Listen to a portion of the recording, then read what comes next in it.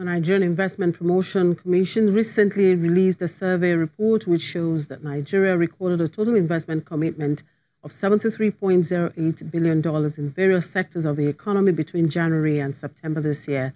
The investment commitments indicated that investors were willing to invest in 11 sectors of the economy. I'm now being joined by the Executive Secretary, NIPC, Yewande Sadiku, from our studios at the NSC. Good afternoon, Yewande. Thank you very much for joining us on the show. Good afternoon. Thank you for having me. So could you give us a summary of your recent report of investment commitment into the country?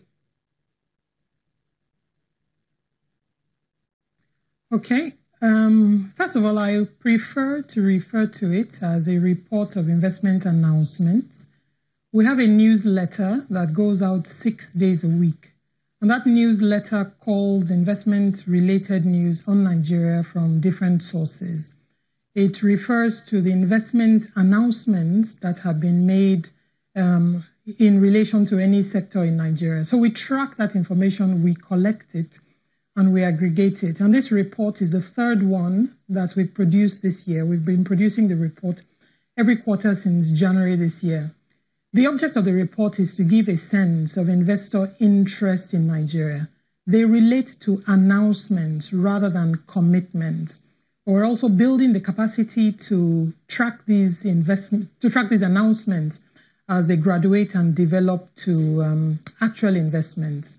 So the report shows in total that from January to September, a total of $73.08 billion worth of investment announcements were made in Nigeria, much higher than the figure that we saw for the same period last year, when about $41.71 billion was announced in relation to investments. The bulk of the commitments for this report come from the UAE. I believe France is the second highest country in terms of the commitments, and 20% of the commitments relate to, 20% of the announcements relates to announcements by Nigerians. The object of the report is not to focus, we don't have the capacity. We can focus only on foreign investments, but our object is to focus on all announcements, whether those announcements are made by Nigerians or are made by foreigners. So it's not a report, if you like, of foreign investor interest in Nigeria, but a report more of all investor interest in Nigeria. So what would you say informed the decision of the investors of where they want to do business in Nigeria and, of course, which sector? Investors' decisions are shaped by a number of things. The first thing is the availability, if they need raw materials in a location. The second one is the reality of the business environment in that state. So the easier it is to do business in a state, the more likely you would expect investors to go to that state. But where there are natural resources that exist in a state, investors are interested in those natural resources. They focus more on the resources and the quality and quantum of them, than they do on the challenges in the state. But obviously, the easier it is to do business in the state and the more available resources, human and natural are, the more likely it is, that investors will go to that state. They also look at the prospects, for their business in the locations that they're going to. For this report, the FCT happens to have the highest value of investment announcements. And is there any interest in the troubled regions like the Northeast?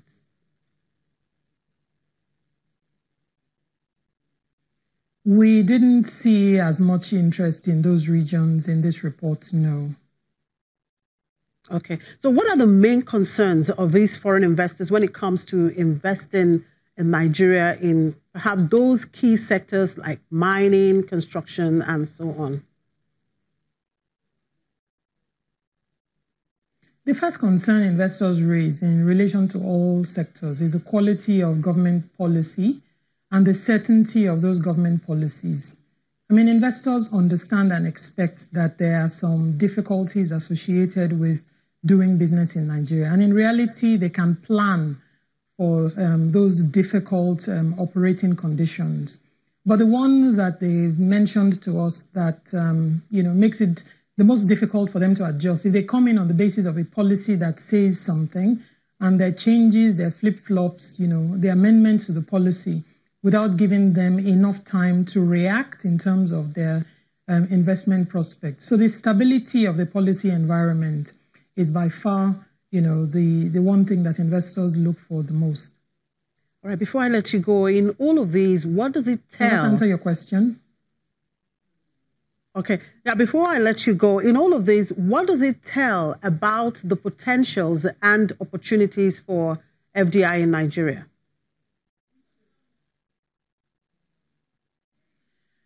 I think the report shows that investor interest in Nigeria remains strong, and we're delighted to see that. But for me, the report also sounds a note of caution. Because they relate to investment announcements, they demonstrate what is possible. It is now the responsibility of agencies like NIPC and all arms of government to help translate these announcements to actual investment. So they demonstrate the potential for the translation of Nigeria's prospects, to real investments, to real wealth, to real economic value. All right. Thank you very much for your time. Yewande Sadiku, the Executive Secretary, NIPC. And President Muhammadu Buhari has given approval for the 20-year renewal of 3 oil mining licenses belonging to indigenous oil and gas firm Seplat Petroleum Development Company. The president's consent comes after Seplat paid a full renewal bonus of $25.9 million, or about 9.41 billion naira, for OML 4.38 and 41 to a new expiry date of October 31, 2038. The company hints that it is now working with the Department of Petroleum Resources to obtain the updated title deeds in connection with the renewal.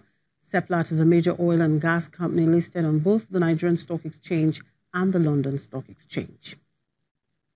And finally, Ghana aims to narrow its budget deficit to 4.2% of gross domestic product in 2019 and forecasts GDP growth of 7.6%, including oil.